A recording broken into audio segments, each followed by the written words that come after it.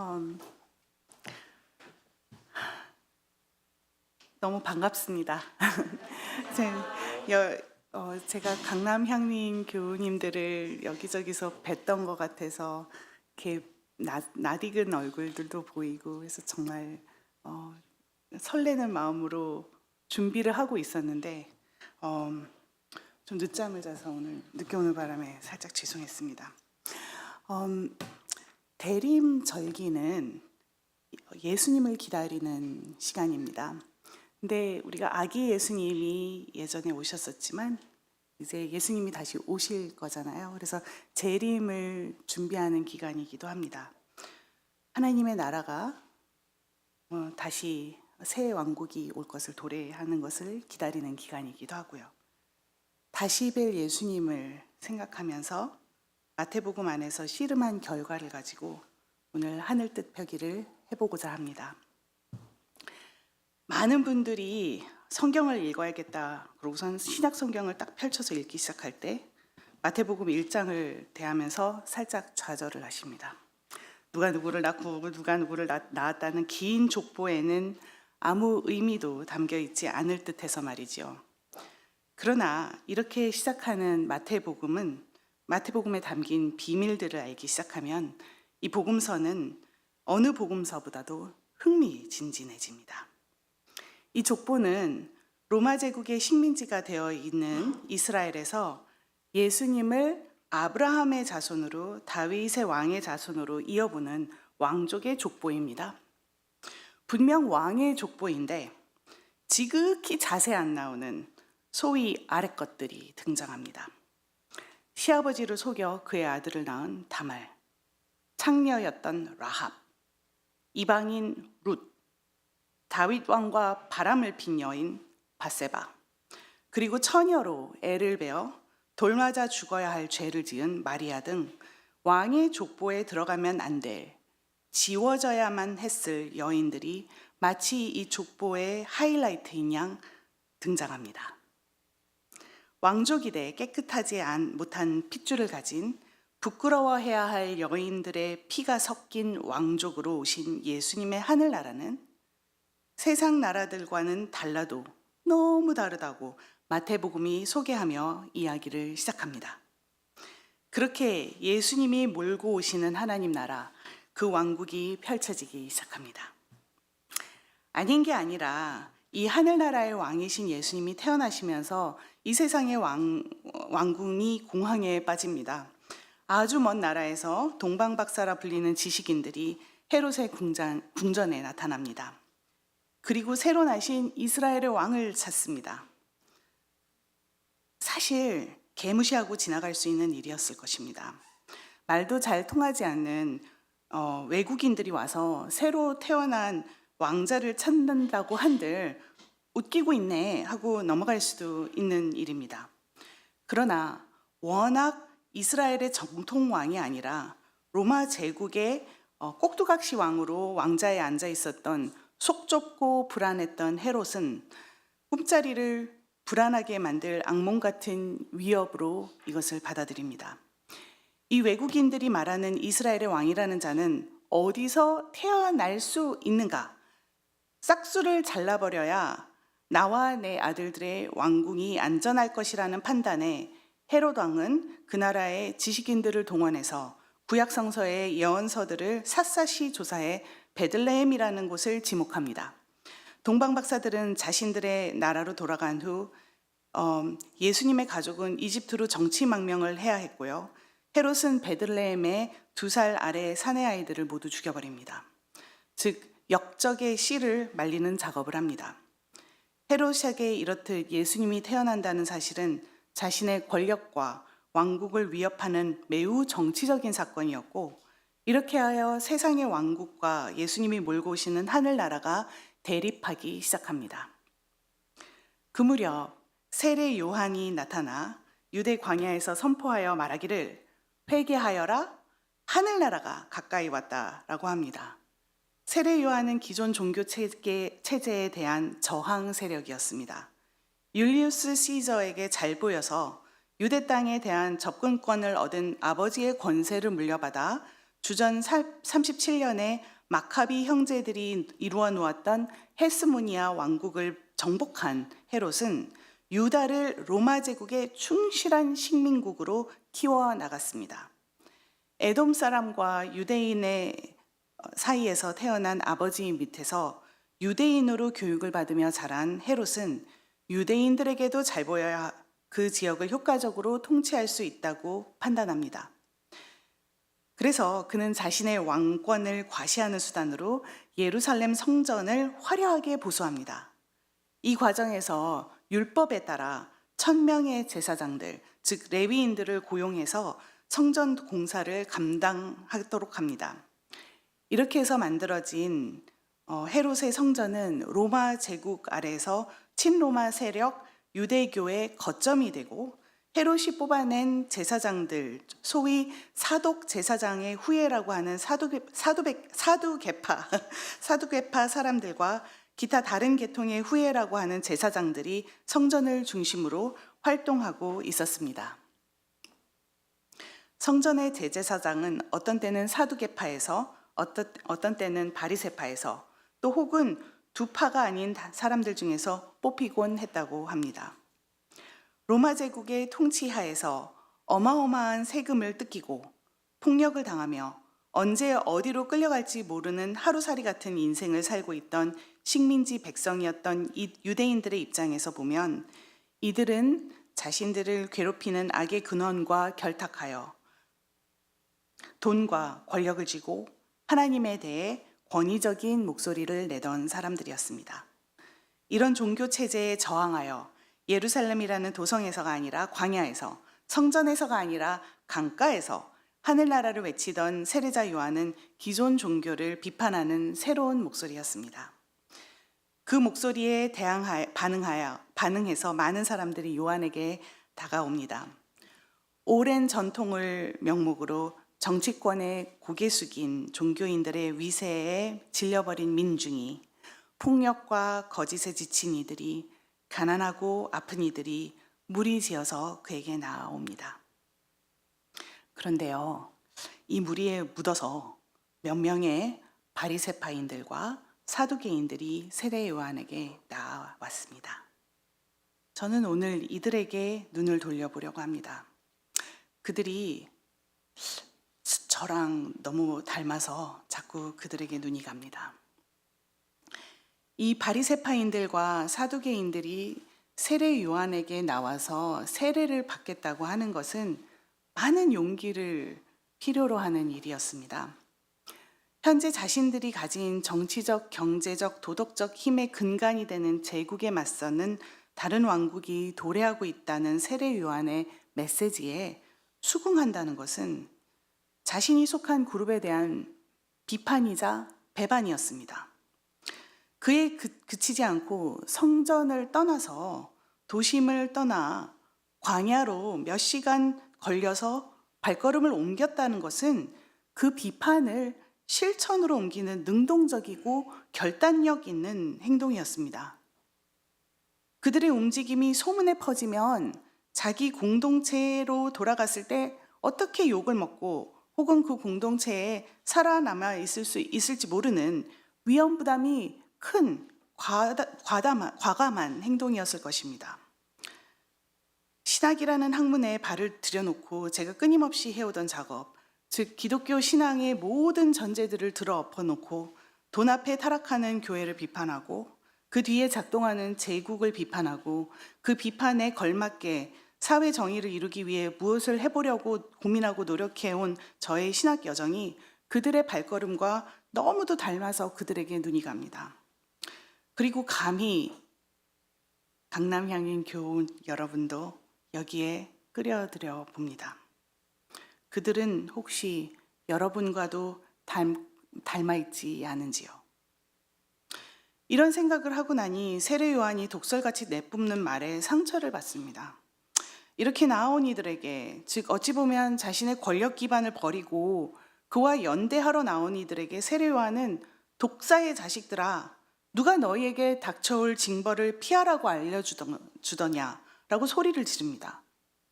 거기에 대고 저는 처절하게 되묻습니다. 저보고 독사의 자식이라고 하시면 저보고 어쩌라고요. 물론 제가 독사의 자식같이 보일 때 분명히 있습니다.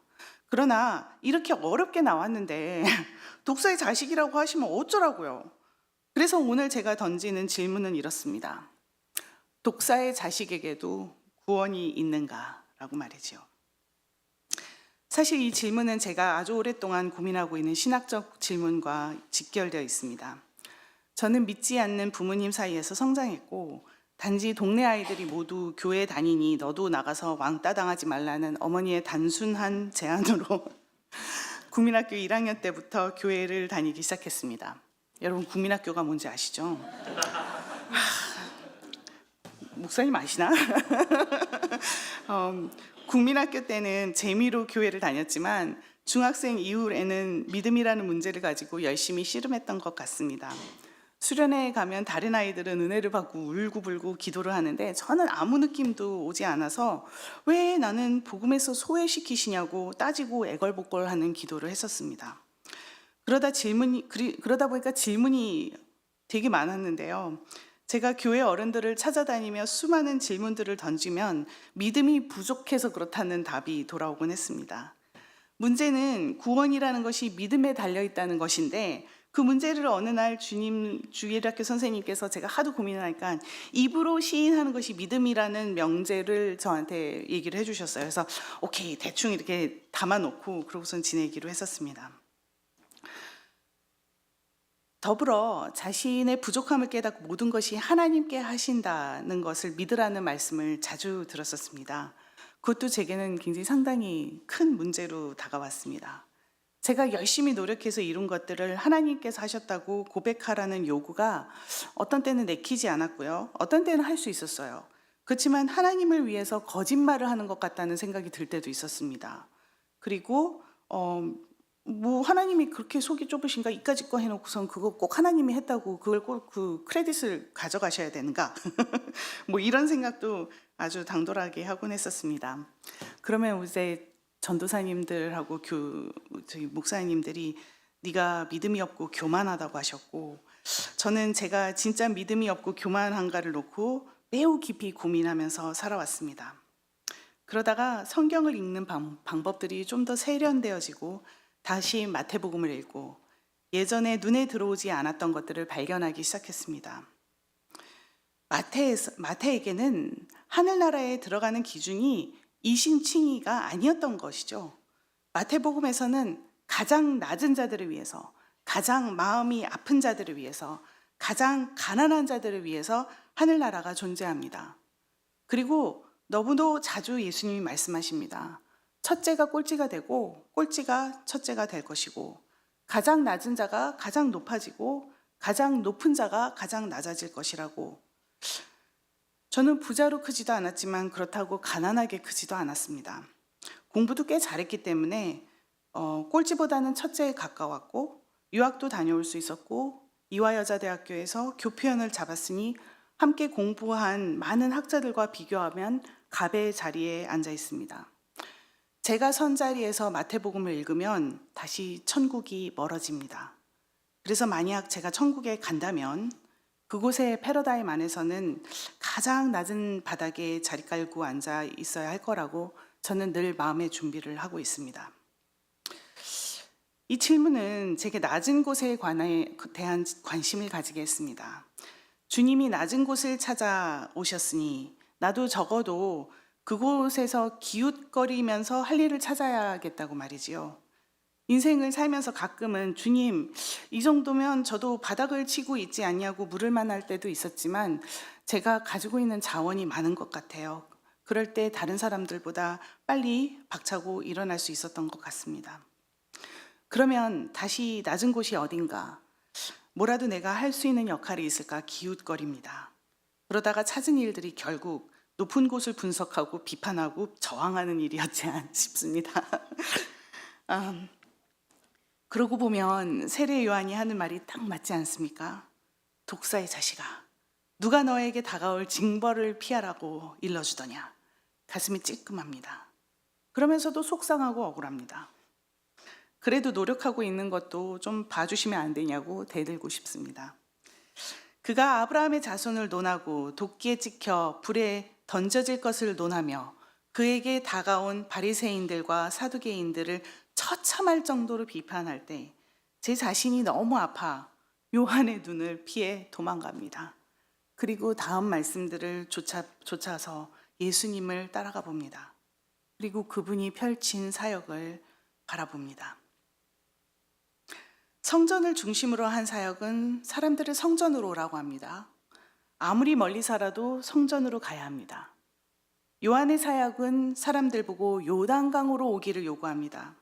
아무리 멀리 살아도 요한의 사역에 동참하려면 요단강가로 가야 합니다. 이 두 그룹의 종교 지도자들의 패러다임을 보고 젊은 예수님이 선택하고 다가간 곳은 요한이었습니다.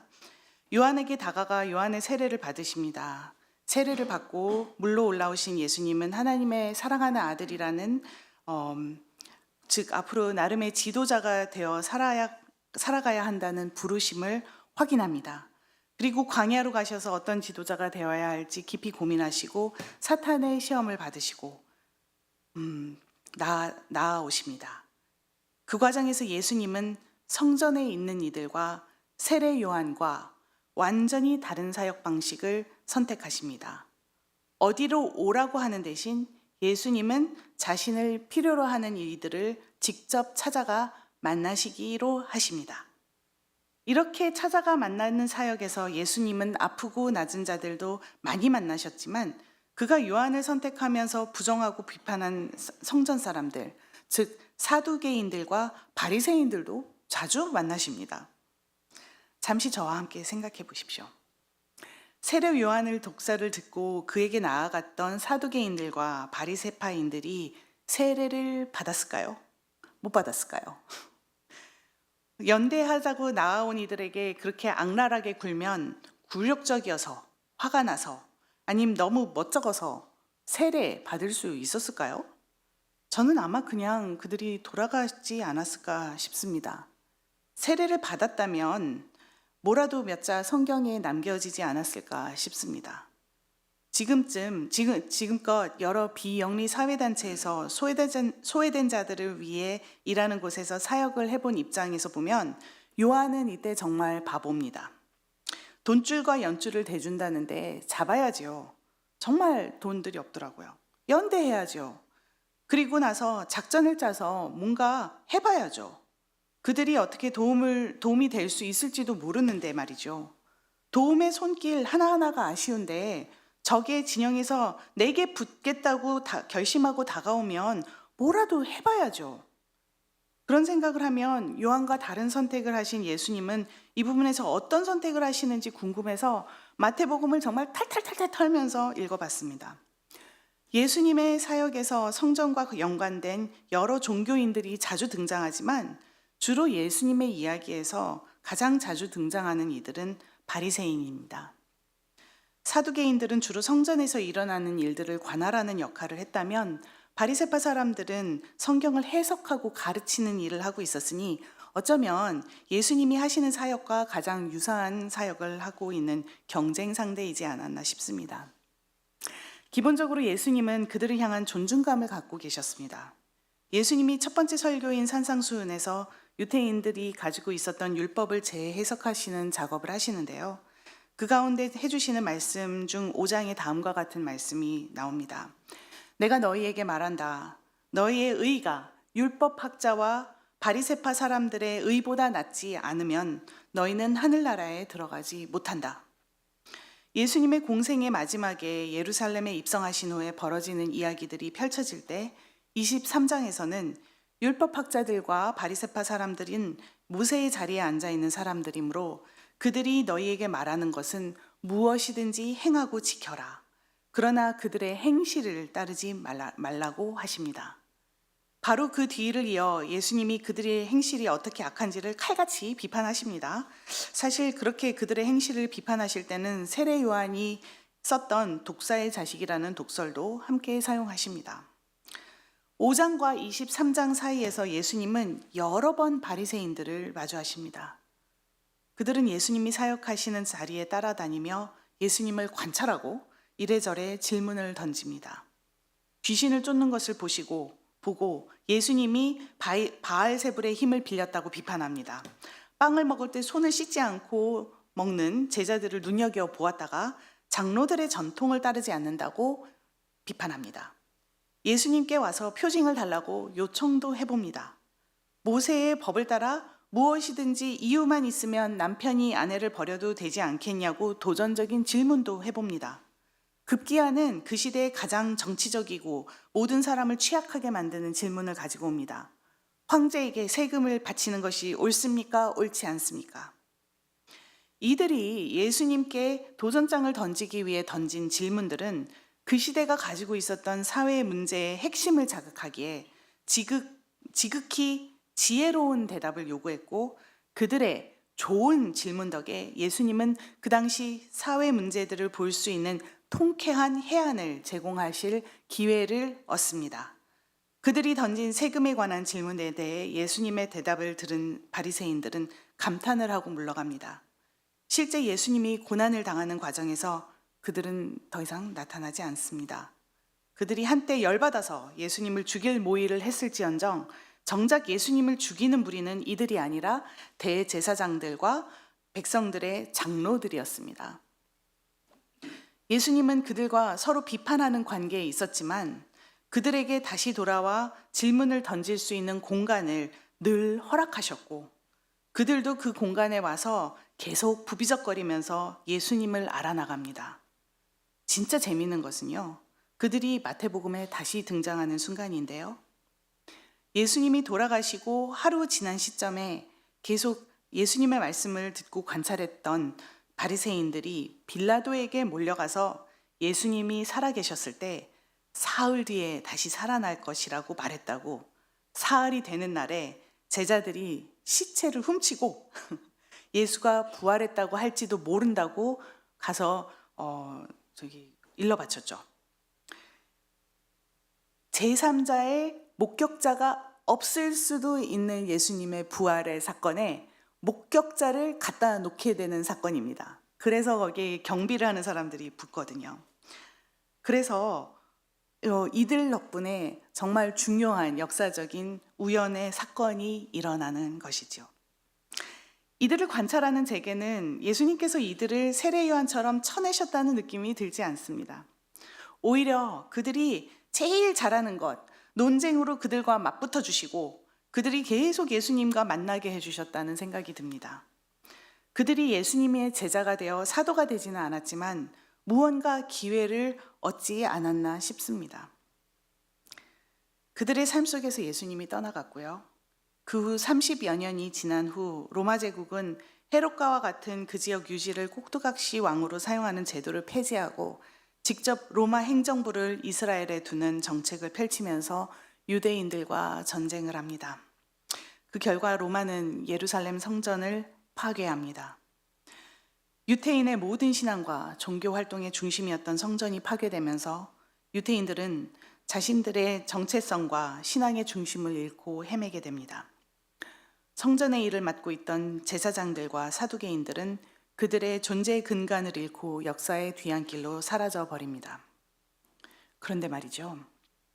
유대교가 성전과 함께 영원히 사라질 위기에 처했을 때 예수님께 계속 논쟁거리를 가지고 왔던 바리새인들은 놀라운 일을 해냅니다. 논쟁으로 유대교를 살려냅니다. 무슨 말이냐고요? 그들은 성경, 즉 모세오경을 모세오경으로 돌아갑니다. 그리고 그들 가운데 지혜로운 큰 스승들의 성경 주석을 찾아냅니다. 종이의 한가운데 종이가 있으면요, 여기에다가 딱 그 말씀을 적어 놓고요, 거기에 미시나라고 부르는 큰 스승들의 주석을 바로 밑에 적습니다. 그리고 그 주변을 둘러가지고 여러 랍비들이 서로 싸우면서 했던 논쟁거리를 갖다가 옆에다가 다 이렇게 모아놓습니다.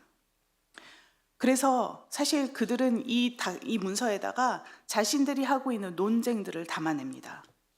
그 문서가 바로 탈무드입니다. 성전 파괴 후 바리새인들은 이렇게 그들의 논쟁을 모아 그들의 새로운 경전인 탈무드를 만들어 나가면서 계속 그들이 누구인지를 묻고 그 정체성을 다져나갑니다. 그리하여 성전이 없어도 신앙이 가능한 공동체를 만들어 나갑니다. 그들이 현재까지 명맥을 유지하고 있는 라비닉 유대교입니다. 독사의 자식에게 구원이 있는가라는 질문으로 다시 돌아옵니다. 세례 요한은 내 뒤에 오시는 분은 나보다 더 능력이 있는 분이시다. 그는 손에 키를 들고 있으니 타작마당을 깨끗이 하여 알곡은 곳간에 모아들이고 쭉정이는 꺼지지 않는 불에 태우실 것이라고 선포했습니다. 요한은 아마 예수님도 자기처럼 금욕적인 삶을 살면서 불같은 독서를 내뿜으면서 망해가고 있는 사회를 향해 비판의 목소리를 내며 사실 것이라고 여겼던 것 같습니다. 실제 그는 제자들을 보내서 당신은 왜 금식을 하지 않으시냐고, 급기야는 당신이 오실 분이 맞냐고 물을 정도로 예수님의 사역이 자신이 기대했던 사역과 그림이 맞지 않아서 힘들어합니다. 바리새인을 정권에 빌어붙은 악한 무리로만 규정하고 그에게 나온 이들도 그렇게만 봤던 세례 요한이 보지 못했던 그들의 가능성을 보고 계속 받아들여준 예수님의 사역은 세례 요한이 이해하기 어려웠던 사역일지도 모르겠습니다. 예수님이 몰고 오신 하늘나라는 어쩌면 세례 요한이 상상했던 하늘나라보다 더 큰 나라일지도 모르겠습니다. 예수님께서 세례 요한이 보낸 사람들과 대화를 하신 후 내가 진정으로 너희에게 말한다. 여자가 낳은 사람 가운데서 세례자 요한보다 더 큰 인물은 없었다라고 말씀하십니다. 그리고 덧붙이십니다. 그런데 하늘나라에서는 아무리 작은 이라도 요한보다 더 크다라고 말입니다. 그 말씀 속에서 저는 감히 요한이 독사의 자식이라 부른 저 같은 사람도 잘하면 하늘나라에 낄 수 있지 않을까라는 가능성을 봅니다. 사실 저는 누구에게 구원이 있는지 없는지 논하고 싶지는 않습니다. 제가 하나님이 하실 일을 딱히 논할 수 있는 존재도 아닌 것 같습니다. 그저 마태복음을 읽으면 끊임없이 저 자신을 점검해야 하기에 잘 점검하는 도구로 이 질문을 해봤습니다. 제가 향림교회에 출석을 하면서 이런저런 자리에서 향림 공동체 구성원들을 만나게 된 것도 이제는 한 6년 되어 가고 있습니다. 이제 향림은 정말 제 마음의 사랑으로 남는 교회입니다. 사회의 아픔에 눈을 돌릴 줄 아는 교회, 정의를 추구하고 평화를 만들기 위해 노력하는 교회, 낮은 곳을 향해 나아가는 교회, 공동체 안에 힘을 지혜롭게 나눌 줄 아는 교회, 평신도들이 신학적 지식을 넓혀가기 위해서 노력하는 교회, 번영과 성장이 아니라 알찬 성숙을 추구하는 교회. 제가 마음에 드는 부분들을 아마 저한테 시간을 더 주시면 계속 나열할 수 있을 것 같아요. 그런데 이렇게 좋다 보면 번뜩 걱정이 되더라고요. 나의 취향이 선한 취향인가 하고 말이죠. 제가 워낙 이기적이고 교만한 사람이어서 말이죠. 제가 선하다고 하는 것을 주님도 다 선하다고 하실 것인지요. 혹시 향민이 저와 너무 닮아 있으면 뭔가 문제가 있지 않을까 싶어 노파심에 여러분도 이 성찰에 초대해 보고 싶습니다. 그러나 오늘 하늘 뜻 펴기를 위해 말씀과 씨름을 하고 이런 결론을 나름 내려봅니다. 아직은 가진 게 많아서 하늘나라 가서 좋은 자리 차지하기는 글렀지만 현재 이 자리에서는 세례 요한한테 욕을 바가지로 먹더라도 요한에게 다가갔던 바리새인들처럼 살아볼까 합니다. 그들의 교만과 위선을 주님께서 그토록 경계하셨으니 그들을 거울 삼아 내 안의 교만과 위선을 점검하되 그들이 예수님께 계속 다가와서 질문을 던졌던 것처럼 세상이 던지는 어려운 질문들을 예수님께 던져보려고 합니다. 혹시 그것이 가진 자가 해야 할 역할이라고 예수님께서 일러주셨던 것이 아닌가 하는 생각이 들어서 말이죠. 예수님께서 무슨 답을 하실지 계속 질문해 볼까 합니다. 답을 주시면 그 답을 가지고 더 큰 질문을 가지고 다가가서 다시 여쭤보려고 합니다. 그렇게 할 때마다 하늘나라 비밀을 주님께서 조금씩 털어놓아 주셨으니 말이지요. 하늘나라가 계속 우리 삶 속으로 침범하는 대강절은 다시 오실 예수님을 기다리는 시간입니다. 강남 향림교우 여러분, 혹시 일말의 위선과 교만이 자신 앞에서 움직이고 있다면 저랑 같이 예수님께 드릴 질문들을 이런 식으로 준비해 보시면 어떻겠습니까? 관계의 끈을 놓지 않으시는 주님의 은혜에 의지하면서 말이지요. 이제 잠시 각자 자신의 마음에 가라앉는 것들을 살펴보시면서 침묵 기도를 드려보겠습니다.